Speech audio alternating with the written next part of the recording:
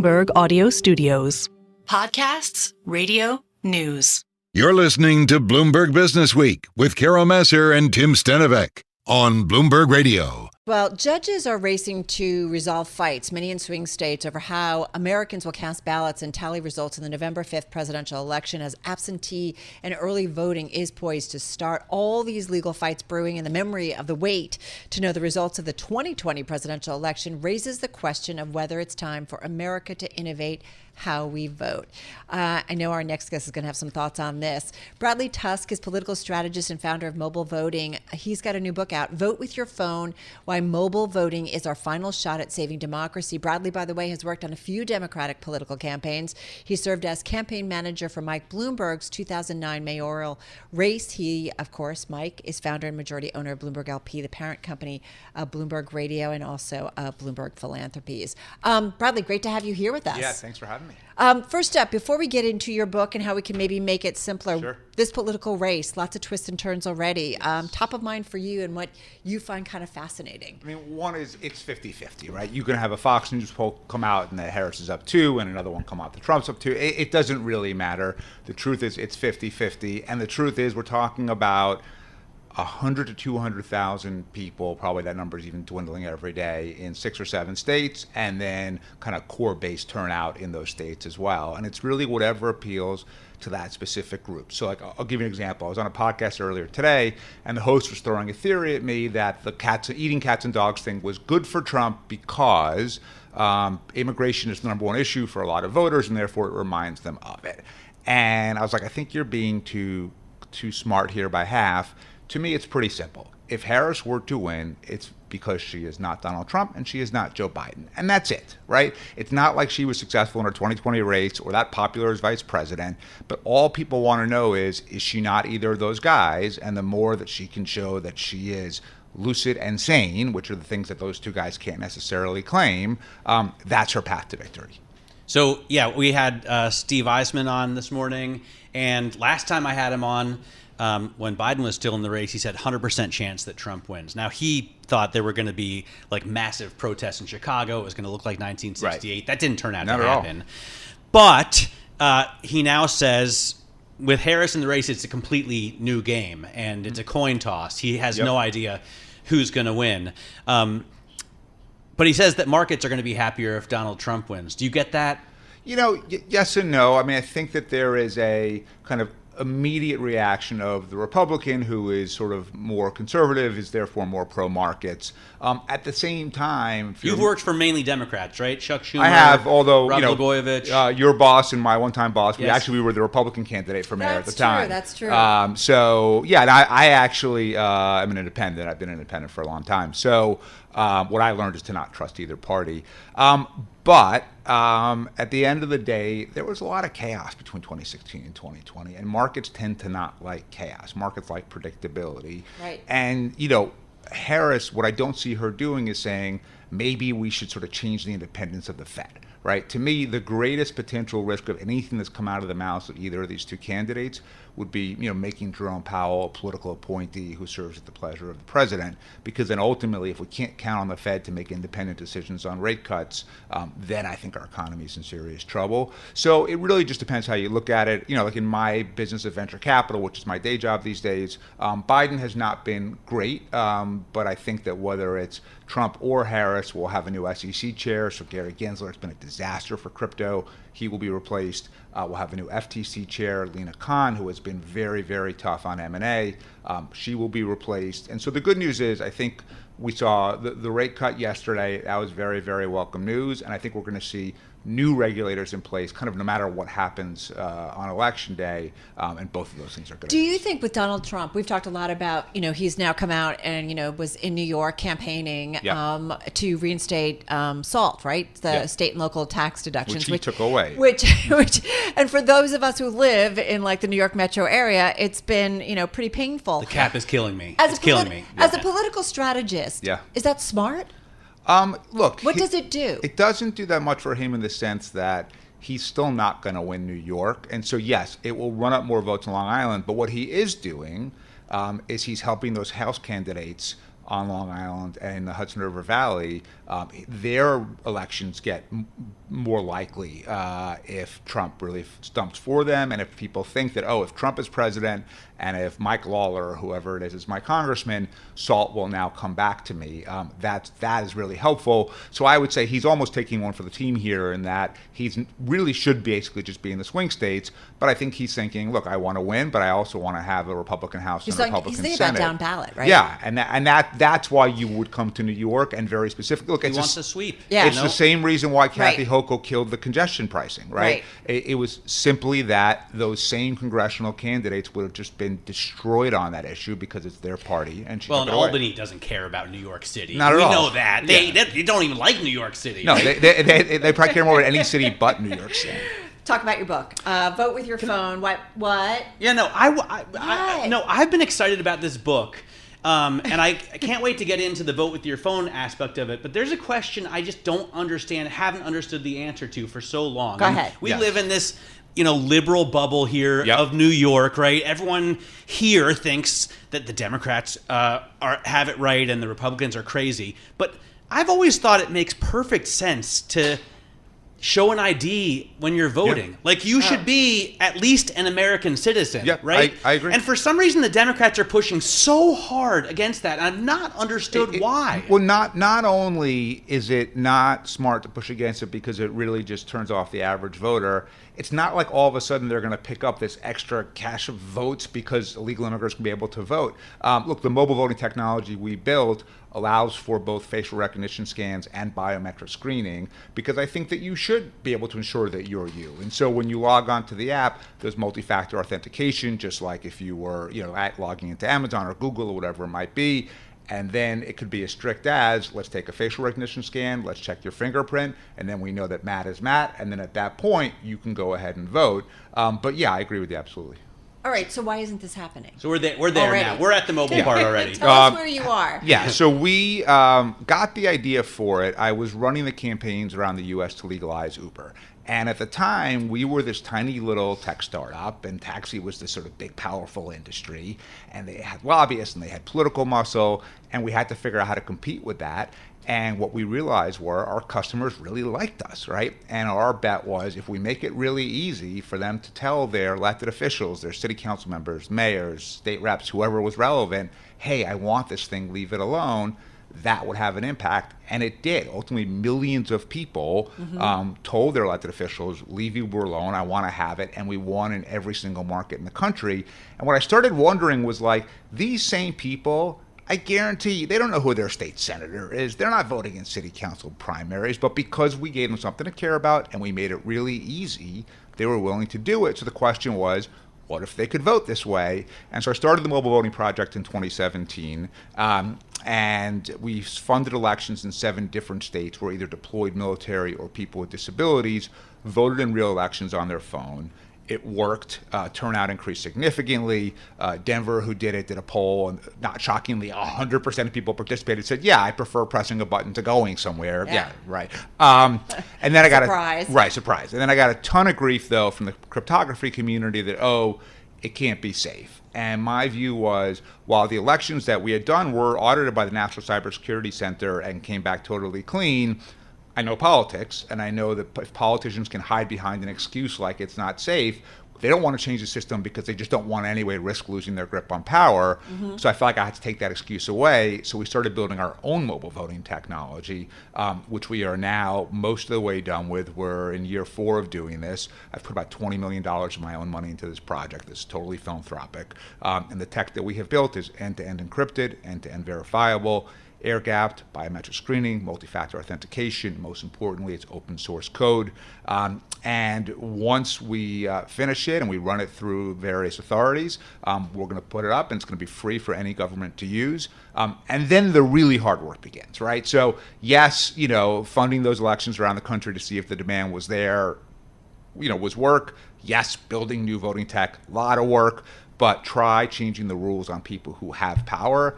That's going to be the really hard part. And I wrote this book to kind of begin making the case for it. And we're going to have to build a movement because, look, there are plenty of times in American history where really meaningful things have happened because people demanded it. You know, they didn't want to give women the right to vote, but eventually enough women demanded it that it happened. They didn't want to pass the Civil Rights Act or the Voting Rights Act or the Americans with So we Disability need people Act, saying, this is any how of I that. want Yeah, it. people have got to say, look, I want this. And the reason why it's so important is right now our politics are controlled by the extremes.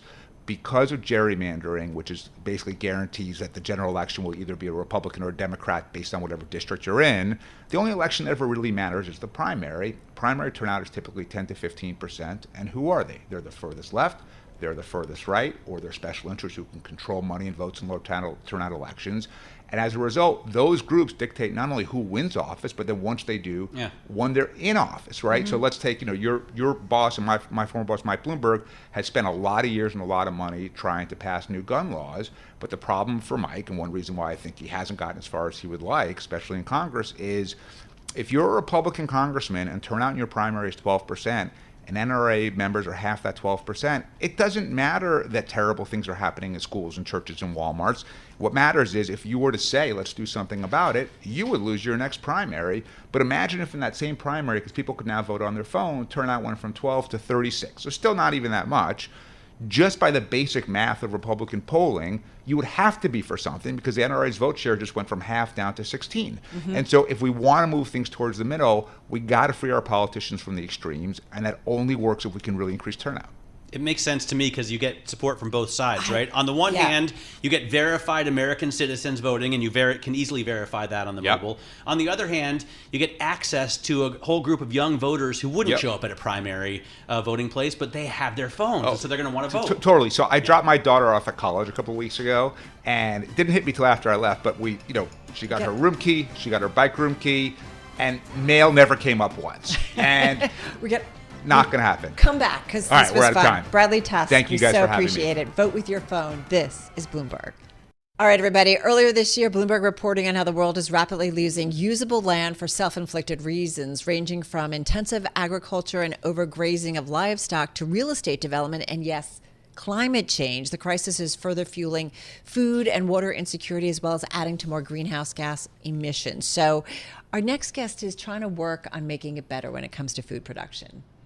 That's and excellent news. I didn't mean to be such a bummer there. I mean, but it's the truth. It's the truth. No, it is the truth. Look, this bothers me. For example, in Germany, they want the left. They want to put a speed limit on the Autobahn because they say the CO2 emissions are powering global warming, which is probably true. But I don't want a speed limit. So the first thing I say is when you stop eating beef, then we can talk about a speed limit because it really does have a huge effect on greenhouse gases. I actually have cut back on the beef. Let's see what Sarela Herrada has to say. She's co-founder of SIMPLi. It's a regenerative organic food brand, and she joins us from D.C. So good to have you here. Matt and I can go on forever like this. Tell us about your company and your brand and what you're up to. Absolutely. Well, thank you, Matt and Carol, for having me here today. SIMPLi is the leading regenerative organic staples brand in the industry, and we're on the mission of really connecting people around the world to the joy of food, and that really conveys on being able to source the best ingredients from around the world, work directly with that international farmer, and care not only about what you're harvesting but also what you're leaving behind, and that is the soil. And if you're able to take care of that soil, you're going to be able to sequester carbon and fight climate change. So I've recently started looking into a plant-based diet. Good. I'm glad to hear because that. I'm into this too for the health reasons, Yeah. obviously, but I'm not immersed in the jargon enough to know what you mean when you say regenerative organic food. What is that? Yeah, regenerative agriculture really is the highest gold standard in agriculture. And it goes back into the principles of not just looking at the harvest, not just looking at what comes out of the soil, but the soil itself, and taking certain practices to be able to have nutrient density back into the soil so you can sequester that carbon and fight climate change. So that looks into rotational crops, minimum tillage, coverage of those crops, and that is going to produce crops that are going to be more nutrient dense for you. So if you go into a plant-based diet, you're going to get the fibers and the proteins and that you need from these plant-based products like grains and beans. You know, it's funny. I did a lot of stuff with Chipotle years ago under Steve Ells, who created the company, and they certainly were Not on Sunday. I hope you weren't working with them on Sunday. On Sunday? They're closed on Sunday. Anyway, but really cared about where the food came from, and they thought about food production in a big way, and they only worked with certain, providers, if you will. Having said that, in terms of regenerative farming, we've done a little bit about this. How easy is it to ramp up grand scale to really feed the masses? Yeah, absolutely. And Steve Ells is a huge advocate of SIMPLi. He carries some of our Gigante bean products in his new concept kernel in New York City. And because of the value and the brand promise that it has behind, we believe that regenerative agriculture is scalable, and that big ag, you see now big ag and big CPG really making claims of moving some of their sourcing and supply chains into regenerative agriculture by 2030 or such. And the way to really look at regenerative agriculture in a scalability perspective is being able to convert where food is being grown, to fight monocropping and really look into multi-cropping. Being able to understand how the whole ecosystem supports each other, and not just being able to grow one same crop year over year and over year, just like our diet. We can't just eat one specific food item every single day, right? We need different nutrients, and soil is just like that. At SIMPLi, we have our internal regenerative pathway program, which we really focus on working with farmers and meet them where they're at. If that is conventional agriculture or transitional, and really help them, educate them, and really incentivize these practices to move them to that gold standard of regenerative organic agriculture. Did you already list all the accolades that she's gotten? I didn't list all of them. Inc. Female Founders 250 list, EY Entrepreneur of the Year. In terms of their business, 2,900% growth in retail placement over 3 years, 492% year-over-year growth at Whole Foods Market specifically. Right. So this is a business that is kicking butt. Do you find getting financing easy? I know that venture capital historically has done very poorly with female founders. How has it been for you? Well, we're fortunate that we're well capitalized today, and we've had investors as early on as Seth Goldman, founder of Honesty, that really see that the industry is moving this way. Consumers are, the growth and the numbers you just shared is because the new generation and Gen Z are really reacting to finding value on maybe some of these categories that you might have thought are boring and freshness didn't matter. We call ourselves the silent hero of every healthy plate. And these are products that you eat every day. So you should care of where they come from and the nutrient profile of that as well. So as we continue to grow, we have a set of investors that really are able to believe the growth that we have, and being able to see where the market goes as well. Sweet Green, Chop, True Foods, Kitchen, and Just Salad all use your products. That's good, because I eat all those things for lunch. You do. Matt talked about the growth. You just talked about the growth. Are you guys profitable? We don't really share our numbers. We are a private company, but what we can say is that we are, just like we look at the environment from a sustainability perspective, we also take care of a business that way, and really growth, not at all costs, but growth at a sustainable pace. Interesting stuff. It's making me so hungry just... Well, you're always hungry. And I just ate a banana. Not that you were interested, but was it you're always a hungry. Regenerative organic banana? I don't know if it was organic or anything. Probably not with bananas, right, Sarela? That's a tough one with bananas. Yeah, and I was just discussing that with a peer today, and bananas is the #1 sold product, organic sold product in supermarkets. That's why it's all the way in the back of the supermarkets. So you're able to walk all the way through the produce section. Ah, that's a good point. That it's is at the back of my supermarket too. Is it? Is it not for you? No, in my little market, it's like everything right there. You know. Oh no, mine's. I have to walk all the way past first market. The apples, then the strawberries, blueberries, then the potatoes, and then I finally get to at the very end the bananas. I'm just glad that you. But I get them and I see like Dole and Chiquita, and I wonder, am I doing the right thing when I buy these? So. I don't know. Sarela, come back soon. This was really interesting. Sarela Herrada, co-founder of SIMPLi, joining us from DC.